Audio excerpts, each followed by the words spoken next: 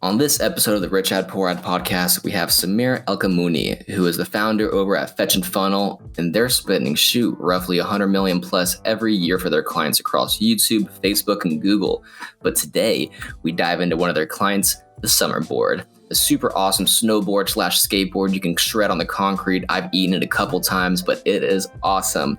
We dive into creative, how he understands the conversion cycles, how financing was a killer game changer for them, and how to boost the LTV and conversion rates with some post-purchase surveys. Make sure to tune in. You do not want to miss this one. The other thing that you really need to pay attention to with financing is what is the approval rate of people, because it's almost like a charge card, right? Like you've got to put in your social security number and all those, key pieces, right? And so then that's something that we've been through. I think we've been through 3 different lenders, or whatever the correct word is, with Summer Board, because we went with one of the bigger name brands, and we found out that even though their monthly payments were lower, so that seemed more appealing, that potentially help with ad copy and help with conversion rates, their approval rate was a lot lower.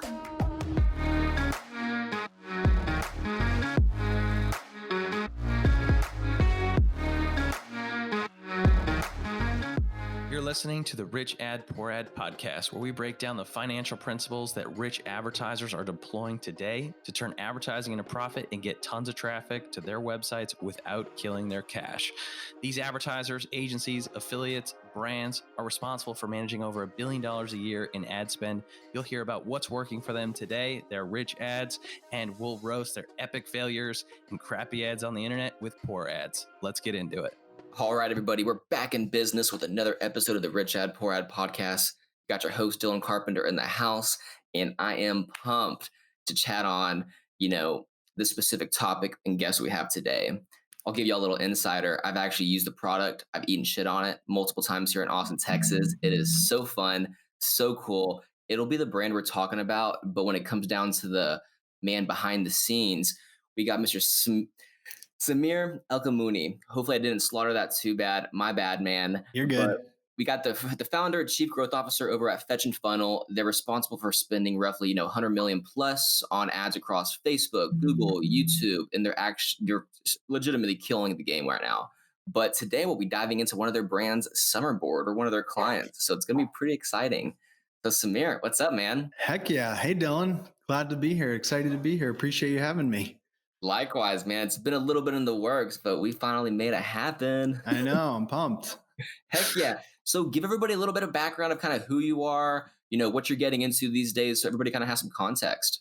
Yeah, definitely. I appreciate it. So yeah, as you said, I founded Fetch and Funnel. So we're a full funnel digital advertising agency, really specializing in scaling e-commerce brands and assisting good, well-spending e-com brands that are looking to get better results and all that fun stuff.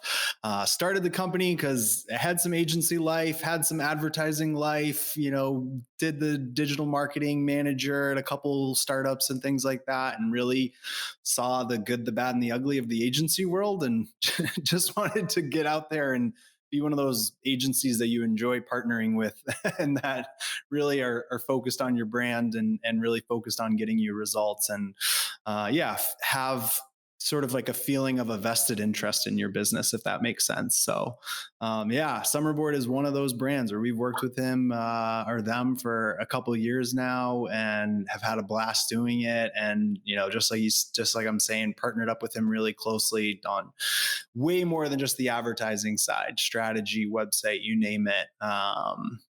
And like you said, I've also eaten shit once, but you know what? I got right back up, Oh yeah, healed up after a little while, and I love riding it. So. Oh yeah. The funniest part is I've snowboarded a good amount, so I'm like, I can probably figure this out pretty quick. I decided to take it downhill first, and that was like my first time riding it, and I tore my knees up, man. Oh yeah, not the way to do it for sure. Not the way to do it. I've never snowboarded, and then I got a little cocky early on, and then that's where I had my took an edge and went flying. But yeah, anywho, don't want to discourage anybody from buying it because it is a blast once you get on it and you learn how to ride it. Oh yeah, and for y'all who want some context, check this thing out, summerboard.com. It is sick. It's revolutionary, and you got to shred the gnar some way, right? You know. You got it.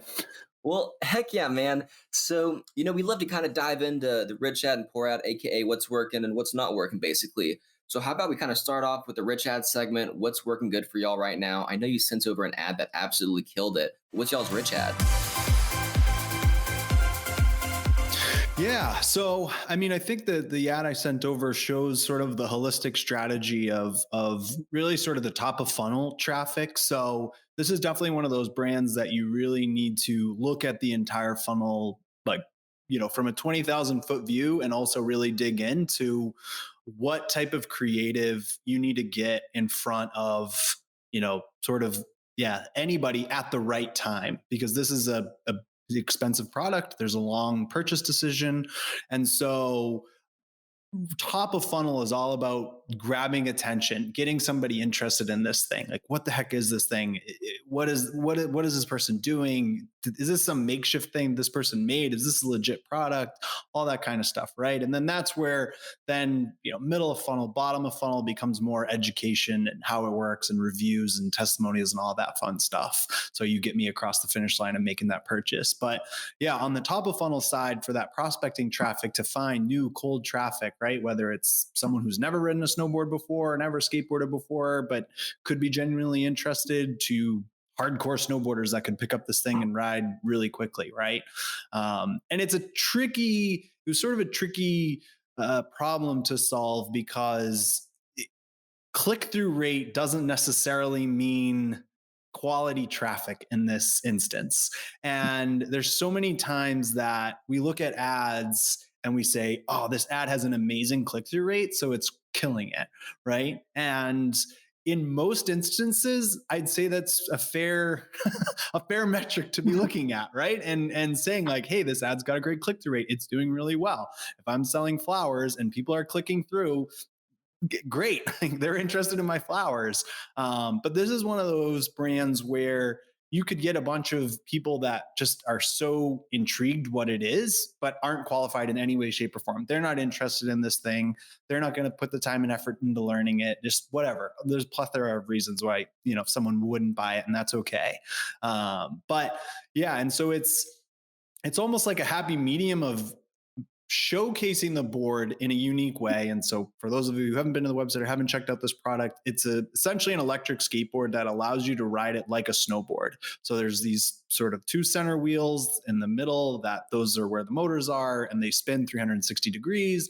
And then your sort of outside normal skateboard wheels are your sort of your outside edges, like you would on a snowboard. And so you can slide this thing side to side. You can do 360s. You could go onto the edge and slide, like you're stopping just like you would on a snowboard. And so it's something where so you could get really good with it and you could do really cool tricks, right? But you want to showcase enough flair and enough sort of advanced rider, if you will, so that you get someone intrigued and they go check it out. But you also don't want to go so far off the deep end we've got pro riders that are shredding it on the skate park, and that looks way more intimidating for someone, right? And so you don't want to go that far where then people are like, oh, whoa, this is some cool Red Bull video. Let me check it out. And then they're out. They peace out 2 seconds later because they're like, oh, I'm not sponsored by Red Bull. I'm not going to buy this thing, right? And so it's sort of this tricky thing. And it is something that you have to have video. So for everybody running ads, like no matter what brand you are, if you sell an information product or a e-com brand or whatever, you always should be testing images and videos all the time, right? Because we have some clients that images are king. We have some clients that videos are king. We have some clients that it's actually right in the middle that performs the best, where it's like a still image that has a little bit of motion added to it, right? To just catch someone's attention, see the motion, and then stop and read the ad copy or check out the ad or whatever. But this is a brand that like needs video. Video is king, right? Because you need to showcase the product. You need to see how it works. Otherwise, you don't really understand it. We retarget with images because you already know what it is. And I can just grab your attention with the board and some coupon code or something like that. But yeah. And so again, so with this ad, the one that we're highlighting here is kind of one of our best performing ads. It is right in that middle ground of grabbing your attention because the person's riding really fast. There's a little bit of a downhill action, but not too much of downhill action. But they're not going. I mean, we have some videos where people go all out and they're riding. They're doing some really cool stuff. And so you're like within the first 2-3 seconds, I've got your attention because he's immediately sliding sideways. You're like, whoa, what is this thing? Is this person someone going downhill on a longboard? What is it?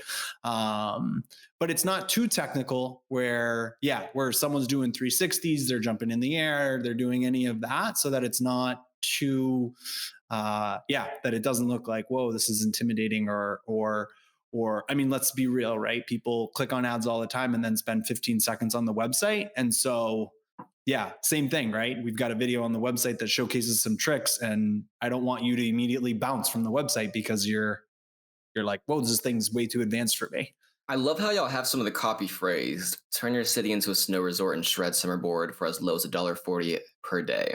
I mean, you're hitting it right on the head there to show how, how reasonable it is when you kind of, can finance it out, but also how, you can kind of position it. So y'all's copy style here is pretty killer, I'd say. Oh, I appreciate it. Yeah. And that was actually funny enough. Some of the feedback we got, one of our best ad copy was feedback we got from the client when we actually forced him. I say forced, but he was pretty chill about it, but asked him to call a bunch of cart abandoners, like straight up call them and ask them, like, why didn't you buy the board? I just want to know, hey, I'm the founder. I just want honest feedback. Why didn't you buy the board? Trick piece of that is people won't always be honest over the phone. So probably like a abandoned cart survey or something like that via Hotjar or something might give you more honest answers. But one of the most frequent answers, of course, was, oh, I just wanted to see like how much it was and was there shipping or not? And I can't afford it. And that's what a lot of people said. And is interesting when we had that sort of open conversation, it was like, how many of these people are snowboarders? Oh, a decent chunk of them. Oh, how much do you pay for I don't know. I've never snowboarded or skied, so I'm not going to say all the right lingo, but how much do you pay for like a season pass or whatever? Right.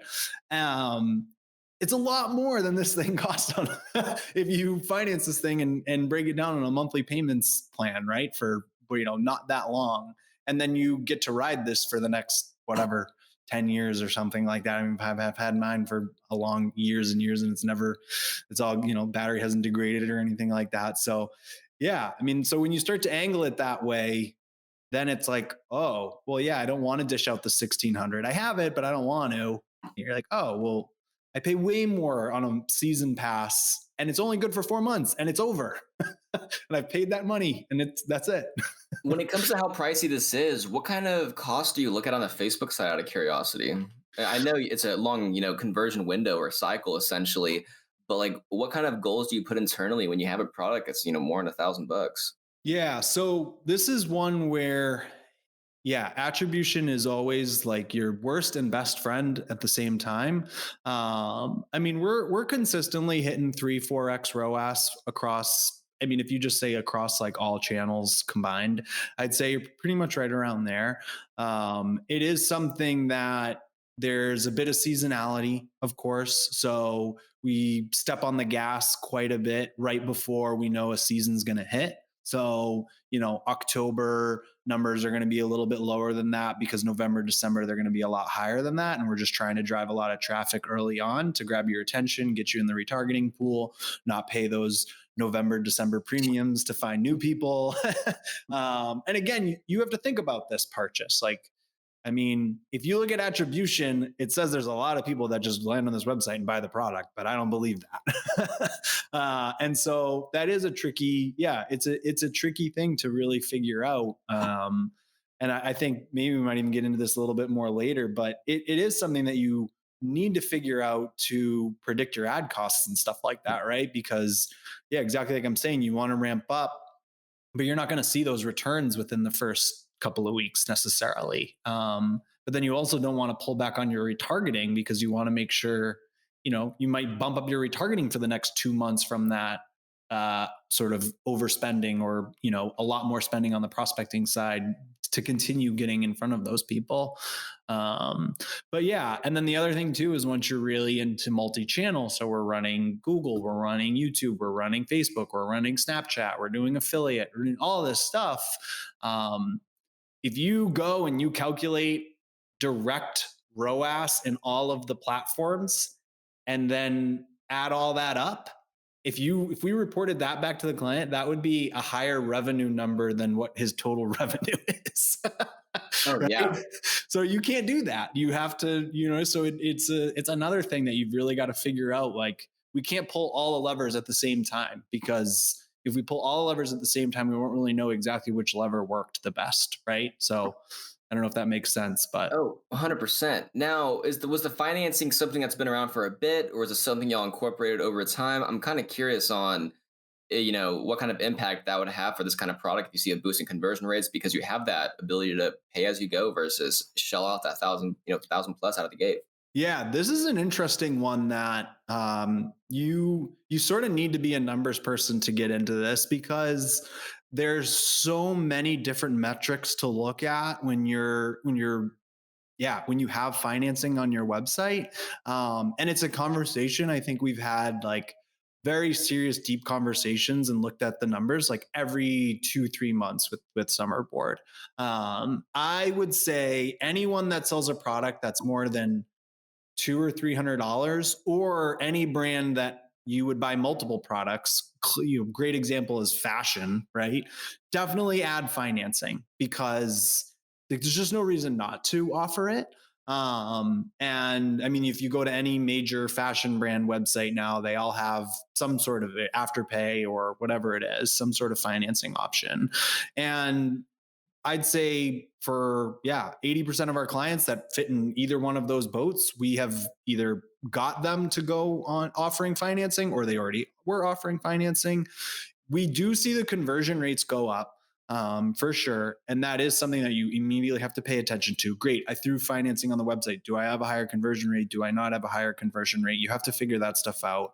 The other thing that you really need to pay attention to with financing is, what is the approval rate of people, because it's almost like a charge card, right? Like you've got to put in your social security number and all those key pieces, right? And so so then that's something that we've been through. I think we've been through 3 different lenders, or whatever the correct word is, with Summer Board, because we went with one of the bigger name brands, and we found out that even though their monthly payments were lower, so that seemed more appealing, that potentially help with ad copy and help with conversion rates, their approval rate was a lot lower. And so that was something we saw right away, like in the back end, right? We saw like going from a 60-70% approval rate to like a 50% approval rate or 40% approval rate. So that's another big number, right? That you're like, great. And then, he's emailing all these people, hey, I saw that you didn't get approved. We have another option that you can apply for here. Like, I've already been burned. I didn't get approved. I already gave my social security number once. I'm not going to do it again. I mean, that's just right. That's just human nature, and that's cool. And so, you have to kind of look at all of those things, right? And then the other weird thing, and this is one that we haven't like figured out, and especially with this product, it happens more often than I'd like, which I don't really see as often with some of our other, I guess, like less costly items, but still quite frequently financed, is people getting approved and not buying it.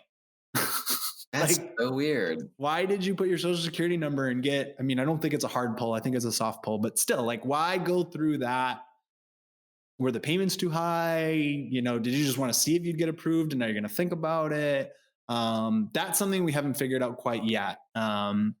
Which I think we should kind of get a survey out to those people and kind of try to figure that out, because that would be an important question to answer.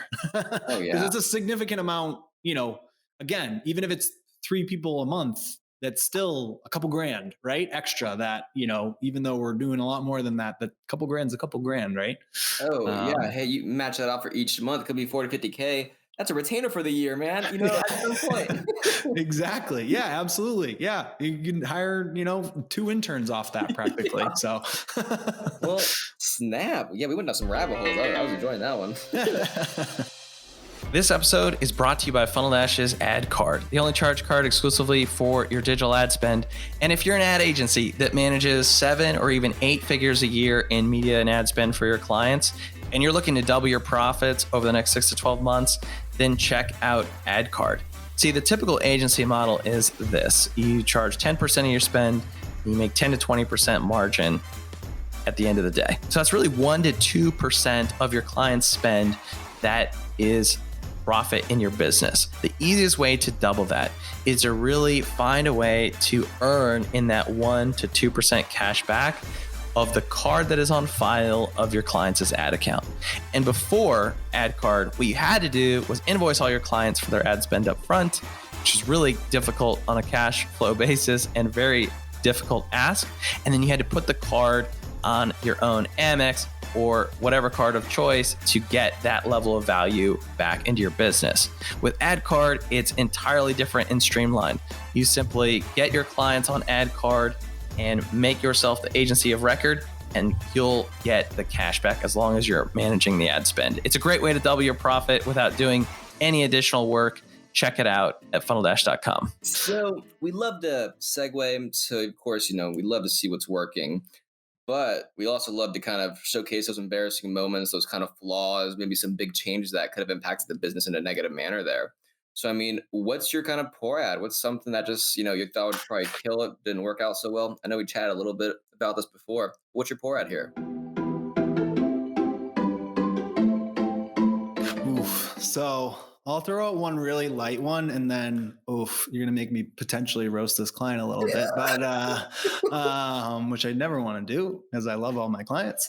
But yeah, so on one end, on one of our bads was we came up with a great idea with the client where we wanted to have a carousel ad that highlighted multiple videos, and in each carousel sort of card we had a different video showing almost like really shortened versions of his training videos. So on summerboard.com, there's a bunch of training videos, exactly how to ride this thing, how to learn to ride this thing. It does take some time. And so it was like, hey, how to do a heel side stop, how to do a toe side stop, how to do like these, how to do a, 360, whatever.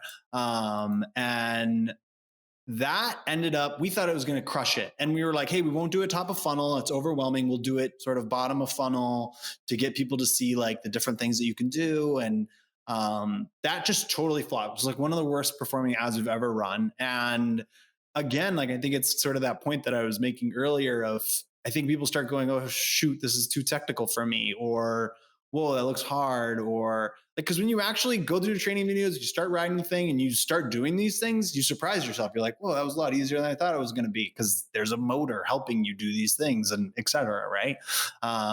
But yeah, it just did awful. So just a little bit, probably that same X game style. I'm not a Red Bull rider, so it's just almost too advanced for the people who haven't even bought it yet, to where it could kind of scare them away a little bit.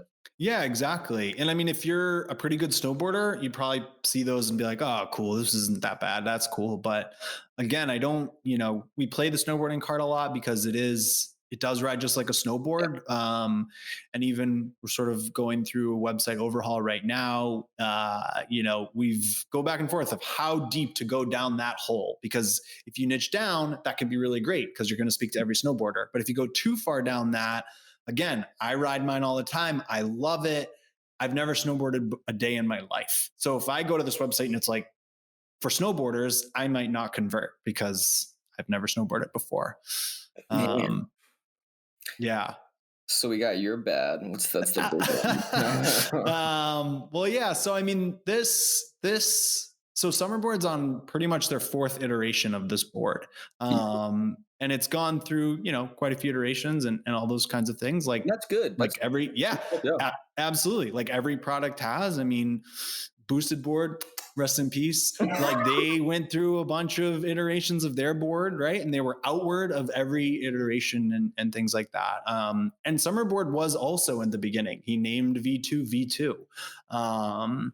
But so originally he was Leaf Tech. That was the name of the brand. And he then turned the brand overnight with the launch of the newest board to Summerboard and did the complete rebrand essentially overnight, had Leaf Tech redirect to summerboard.com, launched this new board, launched with a one-page website, which is something I would never recommend anybody does. He was not a client of ours at this time. He had decided to take a hiatus for whatever reason and came back. And like, people know what's going on. People are smart. Like this is something that I think is just such a big point that I think so many brands miss, that like your clients are smart. You can't pull the wool over their eyes. I don't care what product you sell. Like people are doing research. They're looking to the point where they're going to look for coupon codes. They're going to do all of the things, right? Like they are researching your brand. They are trying to see if you're legitimate or not. Where are you manufacturing this thing? All of the things, right? We all do this research and we all figure it out. And shit, now that no one has has nothing but time on their hands, they're sitting at home all day. I bet they're doing even more research on the stuff that they want to buy because they are spending more money online, which is great. But so yeah, he did a rebrand sort of overnight and just changed everything, just swapped everything over and never explained why, never talked about why, never put that out there about, why we did this. And there are forums online dedicated to this, like of people having the open conversation about like, what happened? Is this legit? Are they trying to hide something? Is that right? And it was, no, this is a good thing. We came out with such a new iteration of this board that we felt like we had to change the name. And we've actually always been Summerboard, but we called the board the Leaf Tech and we just branded the website as Leaf Tech because that's what we wanted to do. But actually the name of the company was actually Summerboard.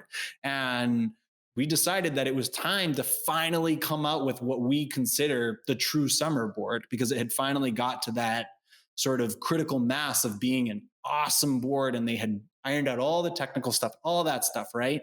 That's a really great story to tell. And that's something that I've owned both. I have a Leaf Tech and a Summerboard. I would have immediately like thought about purchasing the board and wanting to make that transition. Or if I was on the fence about buying a Leaf Tech, immediately pushes me across the fence of buying a Summerboard because I'm right. It's every single person that says, I'm due for a cell phone upgrade, but I know the iPhone 12 is right around the corner and then I'm going to buy it the second it comes out, right? It's the same thing. And so to the point where it should have even been hyped, right? This should have been something that was like, there was a veil underneath, and Boosted Board had used to do an awesome job of that, where they like hyped stuff out, right? With the curtain over the product or just seeing the headlight or whatever it is. And that would have been so cool to hype it up, to build that momentum, know that we're going to have a total drop of sales for 2 or 3 months. But the second we launch this thing, it's going to explode. And instead it was the complete opposite, right? It was like normal sales, launch this new brand and just like crickets because everyone's so confused. They're like, again, they're not dumb. Okay, maybe I see Summerboard for the first time and I've never seen Leaf Tech before in some ads. And it's just a not great one-page website and whatever. And like, okay, maybe I buy it, maybe I don't. But like for all of those people that were on the fence, for all of those people, right? I mean, it's yeah. And so, yeah, could have been done in a totally different way. And I think it also sort of, and again, I mean, I enjoy talking with you. We talked quite a bit before this podcast. I don't want to get too far down any rabbit holes, but I think there's another piece of this that's really interesting, and that's like transparency. So, like, even us as an agency, like, we pride ourselves on being as transparent as possible with our clients. And I think like every brand needs to be doing that, like, very seriously, where we had major cancellations when we kind of ran into some shipping issues right sort of in the beginning ish times of COVID. And we should have just emailed all the clients and told them, like, emailed all the customers that were waiting for a board, like, hey, we're so sorry. This is what's going on. I hope you bear with us. If you need a refund, we totally understand, but we really hope you bear with us. Give us 2 more months and you will have your board, right? We're past all those issues now. We're not, we don't have any late shipping or anything now. Or Summer Board doesn't. I say we because, again, I feel like I'm part of their brand, but yeah. And so and instead we got a ton of cancellations, or they got a ton of cancellations, and everyone, we were like freaking out. What's going, we went to the client, what's going on? Why are we getting all these cancellations? It's like, oh, we haven't shipped people's boards that ordered a month and a half ago. And we're like, oh, did we email them? Did we give them any updates? Did we do any of this? And it was like, no. And okay, well, I'd be pissed too if I just spent $1,600 and it's been a month and a half and I have gotten 0 updates. I have no idea if this board's on its way or not. I mean, shoot, I just bought a $300 car cover that's handmade for my car, and I've been waiting a month, and like, I've called them 3 times, I think. Like, right? This. Yeah. Yeah. Like, what's going on? Like, and they're like, hey, we hand make it. It takes some time, And I'm like, okay, that's cool. I'm totally willing to wait for it. No issues. Yeah, exactly. I'll pay for that quality and I'll wait for that quality. That's cool with me. And yeah, so I think, yeah, I'm going down a rabbit hole now. No, this is gold. Everybody, I mean, even brands, agency owners, advertisers, transparency is everything. And I mean, the more you're trying to hide, the more it's going to cause more harm than good, without a doubt. So, I mean, I think being transparent in any situation is just going to help you on your human relations level and just overall help your marketing efforts. Yeah, absolutely. Like I said, it's like your customers are smart. Oh, and you mentioned with COVID, they're probably doing more research. I mean, shit, I am. I mean, I can say that. Like, absolutely. Oh yeah.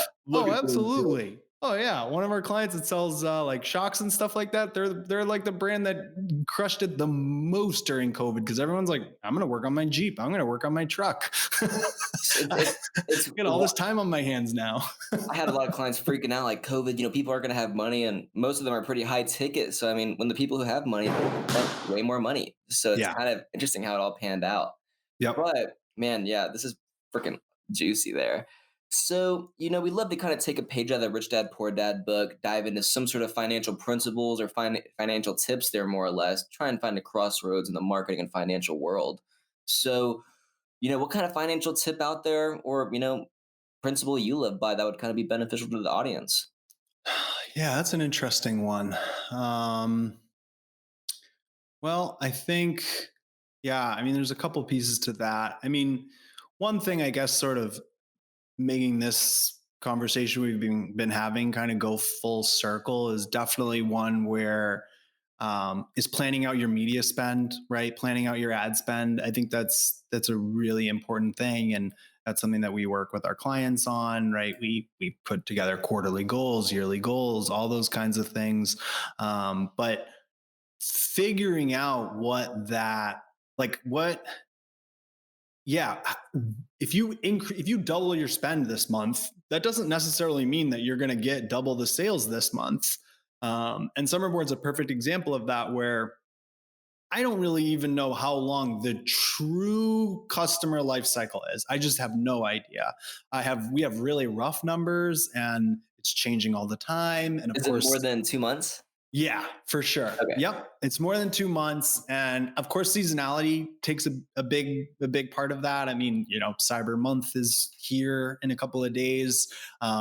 People who just found out about the board in October we're going to get a lot of those people in November with some really great sales and bundles and stuff. They're waiting for it, man. Exactly. Me too. I have like 1,000 things in my cart. But yeah, and then so planning that out is really, really important. And I've gone through this with so many brands, like, where Yeah. I mean, you think like, hey, I'm getting this ROAS tracked right now, or return on ad spend for people who don't know the acronym, right? Directly tracked in Facebook or Google or whatever. I'm getting this return. If I immediately double spend, like, am I going to get return? You know what I mean? Am I going to get returns overnight? And in 9 out of 10 times, like, you're not going to.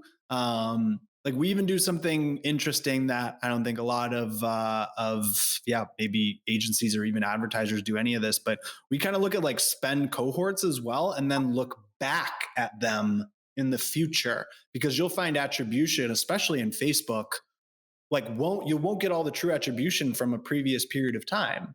And if someone makes a purchase in the future, it will still attribute the attribution to the ad in the past. I don't know if that makes sense. No, 100%. And so if you look at ROAS for the last 7 days today, and you plug that number into a spreadsheet and then wait 2 weeks and then look back at that same window in time, 8 out of 10 times, if you're spending a decent amount of money, that ROAS will actually be higher than originally shown.